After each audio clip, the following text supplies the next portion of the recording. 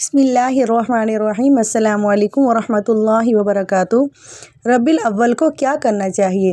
الحمدللہ رب العالمین، الصلاۃ والسلام علی خاتم النبیین، اما بعد فاعوذ باللہ من الشیطان الرجیم، بسم اللہ الرحمن الرحیم۔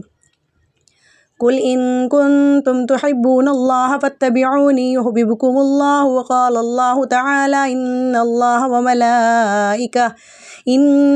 وملائکتہ یصلون علی النبی یا ایہا الذین آمنوا صلوا علیہ وسلموا تسلیما، اللہم صل علی محمد وعلی آل محمد کما صلیت علی ابراہیم وعلی آل ابراہیم انک حمید مجید، اللہم بارک علی محمد وعلی آل محمد کما بارکت علی ابراہیم وعلی آل ابراہیم انک حمید مجید۔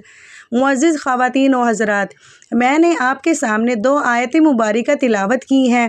ان آیات مبارکہ میں اللہ جل شانہ اپنے حبیب پاک صلی اللہ علیہ وسلم کے مقام اور طریقوں کو اپنانے اور آپ صلی اللہ علیہ وسلم پر درود شریف پڑھنے کے بارے میں ارشاد فرما رہے ہیں۔ اللہ جل شانہ کی طرف سے جو انبیاء کرام اس دنیا میں تشریف لائے، ان میں سے آپ صلی اللہ علیہ وسلم سب سے آخری نبی ہیں، اور آپ صلی اللہ علیہ وسلم پر ایمان لانا اب ہر ایک کے لیے ضروری ہے۔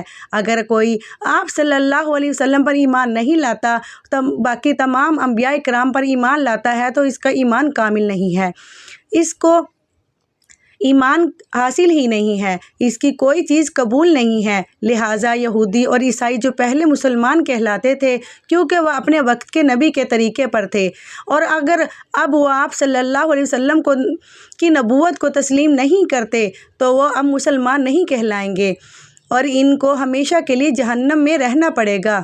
جتنے بھی انبیاء کرام تشریف لائے، انہوں نے اپنی اپنی امتوں کو آپ صلی اللہ علیہ وسلم کے بارے میں بتا دیا تھا، بالخصوص بعد میں آنے والے انبیاء کرام جیسے حضرت موسیٰ علیہ السلام اور حضرت عیسیٰ علیہ السلام۔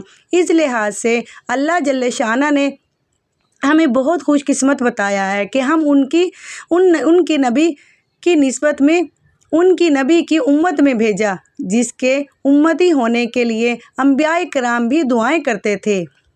وہ عرش کا چراغ ہے، میں ان کے قدموں کی دھول ہوں، اے زندگی گواہ رہنا میں بھی عاشق رسول ہوں۔